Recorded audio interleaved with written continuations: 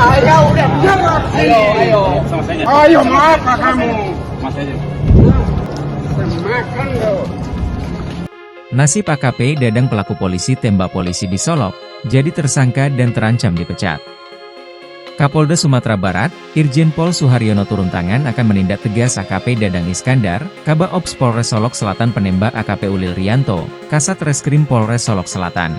Aksi polisi tembak polisi ini terjadi di Mapolres Solok Selatan yang berlokasi di Jorong Bukit Malintang Barat Nagari Lubuk Gadang Kecamatan Sangir, sekitar pukul 00.43 WIB, Jumat, 22 November 2024. Irjen Pol Suharyono membenarkan bahwa telah terjadi penembakan oleh seorang perwira kepada AKP Ulil Rianto Ansyari, sehingga korban meninggal dunia.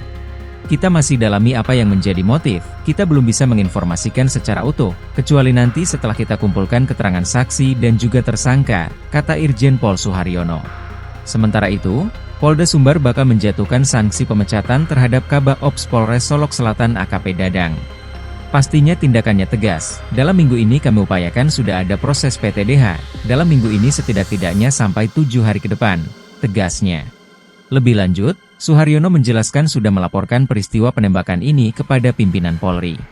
Ia pun menegaskan tidak boleh ada upaya menghalangi penegakan hukum atau obstruction of justice.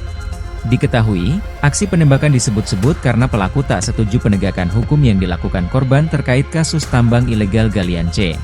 Suharyono memastikan Kabak Ops selaku pelaku penembakan keji itu telah menjadi tersangka. Pelaku kini telah menyerahkan diri tak lama setelah menembak korban. Saya udah bilang Ayo, sama saya. Ayo maaf kamu. Mas aja.